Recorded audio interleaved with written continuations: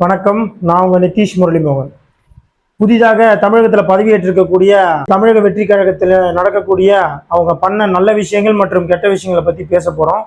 முதல்ல நல்ல விஷயத்திலிருந்து ஆரம்பிக்கும். முதல்ல நல்ல விஷயம் என்னன்னு பார்த்தீங்கன்னா, கடலூர் மாவட்டத்தில் திமுக அவர்கள் ஸ்டாலின் அவர்கள் ஆட்சியில் பறிமுதல் செய்யப்பட்ட கிட்டத்தட்ட 4200 கிலோ போதைப் பொருட்களை திரு விஜய் அவர்கள் பதவியேற்ற உடனே பார்த்தீங்கன்னா அதை மொத்தமாக எரிச்சு சாம்பலாக்கி அதை சப்ஜெக்டே க்ளோஸ் பண்ணிட்டார். இது ஒரு முதல்ல பெரிய நல்ல விஷயம். ரெண்டாவது என்னன்னு பார்த்தீங்கன்னா, இவ்வளோ படித்த ஒரு எம்எல்ஏக்கள் கொண்ட தமிழகத்தில் இது வரைக்கும் இளைஞர்கள் இருந்ததே கிடையாது. இந்த ஆட்சியில தான் இருக்காங்க.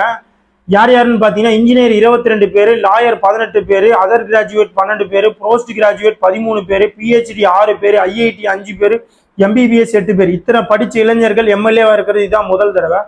ரெண்டாவது நல்ல விஷயம் என்னன்னு பார்த்தீங்கன்னா, தமிழக முதலமைச்சராக பதவியேற்ற உடனே திரு விஜய் அவர்கள் கிட்டத்தட்ட 500 டாஸ்மாக் கடைகளை மூட சொல்லியிருக்காரு. அந்த 500 டாஸ்மாக் கடைகள் முக்கியமா இருக்கக்கூடிய இடங்கள் எங்கன்னு பார்த்தீங்கன்னா, கோயில் அருகாமையில் இருக்கக்கூடிய கடைகள், ஸ்கூல் அருகாமையில் இருக்கக்கூடிய கடைகள், அதே மாதிரி காலேஜ் அருகாமையில் இருக்கக்கூடிய கடைகளை மூட சொல்லியிருக்காரு. இது ஒரு மெயின் நல்ல விஷயம். அதே மாதிரி இன்னொரு நல்ல விஷயம் என்னன்னு பார்த்தீங்கன்னா, கீர்த்தனா அவர்கள் சிவகாசி தொகுதியோட எம்எல்ஏ, அவங்க தன்னுடைய எம்எல்ஏ சான்றிதழை விட்டுட்டு வந்துட்டாங்க. இது நல்ல விஷயம் கிடையாது. இது ஒரு தப்பான விஷயம் தான். ரொம்ப அவேரா இருந்திருக்கணும். அதே மாதிரி இன்னொரு தாவேக்காவை சேர்ந்த எம்எல்ஏ பார்த்தீங்கன்னா, அவருடைய எம்எல்ஏ சான்றதுக்கு பதிலாக பக்கத்துல இருந்த ஒரு எம்எல்ஏ சான்று எடுத்துட்டு வந்துட்டாரு. இது ஒரு தப்பான விஷயம் தான். ஆனா இதுல என்ன ஒரு நல்ல விஷயம்னு பாத்தீங்கன்னா, இந்த சின்ன சின்ன விஷயத்த கூட நோட் பண்ணி மீடியா வெளியிடுறாங்க. அரசாங்கத்து மேல தப்பு இருந்தாலும் வெளியிடுறாங்க.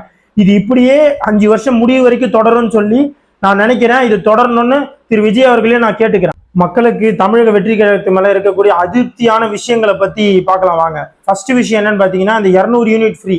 இந்த 200 யூனிட் ஃப்ரீ பத்தி நான் நேற்று ஒரு வீடியோ போட்டிருந்தேன். அந்த வீடியோல பாத்தீங்கன்னா 100 யூனிட் 500 யூனிட் மேல போனா 100 யூனிட் கூட ஃப்ரீ இல்லை அப்படின்ற மாதிரி ஒரு தகவலை சொல்லியிருந்தேன். அது உண்மையிலே தப்பான தகவல் தான். அவங்களுக்கு 100 யூனிட்டும் ஃப்ரீ தான். ஆனா இங்க பிரச்சனை என்னன்னு பாத்தீங்கன்னா, நீங்க ஏன் இதை தேர்தல் அறிக்கையிலே சொல்லல? எல்லாருக்கும் 200 யூனிட் ஃப்ரீ தானே சொன்னீங்க.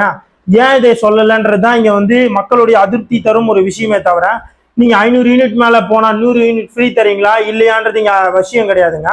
500 யூனிட் மேல போதோ இல்ல அதுக்கு மேல போதோ 200 யூனிட் ஃப்ரீ மட்டும் தானே சொன்னீங்க. இது ஏன் நீங்க தேர்தல் அறிக்கையில சொல்லல? அப்ப நீங்க பண்றது எப்படி இருக்கு? மிச்ச கட்சிகள் பண்றக்கூடிய வேலைகள் தானே நீங்களும் பண்றீங்க. இப்போ அது மாதிரி தானே இது இருக்கு. இதுதான் மக்களுடைய அதிருப்தி தரும் கேள்வி. அதை விட்டுட்டு 100 யூனிட் ஃப்ரீ கொடுத்தாங்களா இல்லையான்றது இங்க மக்கள் கேட்கல. நீங்க ஏன் 200 யூனிட் எல்லாருக்கும் ஃப்ரீன்னு சொன்னீங்களே, இந்த ரெஸ்ட்ரிக்ஷன் ஏன் உங்க தேர்தல் அறிக்கையில கொடுக்கல? இதுதான் மக்களுடைய கேள்வி.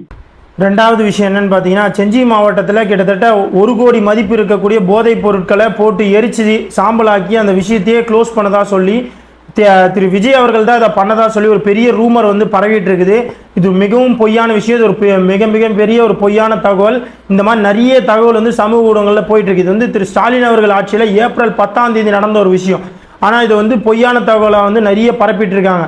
இது யார் பரப்புறான்னு தெரியல. அது யார் பரப்புறாங்களோ உங்களுக்கு நான் ஒரு விஷயம் சொல்றேன். இதுங்க இந்த மாதிரி தப்பான தகவலை பரப்பி மக்களை கவரணும்னு நினைக்காதீங்க. இது ஒரு தப்பான விஷயம். அதே மாதிரி மூணாவதா பார்த்தீங்கன்னா, அது ஒரு பெரிய ஒரு அதிர்ச்சி ஊட்டும் தகவல். நானே எதிர்பார்க்கல. தமிழக வெற்றி கழகத்தில் இருக்கக்கூடிய விஜய் தலைமையிலான ஆட்சியில் இருக்கக்கூடிய எம்எல்ஏக்கள் மேல தான் அதிக கிரிமினல் வழக்கம், அதிக கொலை வழக்கம் இருக்கிறதா பதிவாயிருக்கு. 41 கிரிமினல் வழக்கு கொண்ட எம்எல்ஏக்கள் தாவேக்கால இருக்காங்க. அது மட்டும் இல்லாமல் 19 கொலை வழக்குகள் கொண்ட எம்எல்ஏக்களும் தாவேக்கால தான் இருக்காங்க. இது பெரிய ஒரு அதிர்ச்சி ஊட்டும் தகவல். இது தெரிஞ்சுதான் திரு விஜய் அவர்கள் எம்எல்ஏ சீட்டு அங்கே இருக்கக்கூடிய எம்எல்ஏக்கள் கொடுத்தாங்களா என்னன்றது எனக்கு தெரியல. இதுக்கு எல்லாத்துக்குமான விடை திரு விஜய் அவர்கள் மீடியாவை சந்திச்சு பேட்டி கொடுக்கும்போது தான் இது எல்லாமே ஒரு வெளிச்சத்துக்கு வரும்னு சொல்லி நான் நினைக்கிறேன். மக்களும் நினைக்கிறாங்க.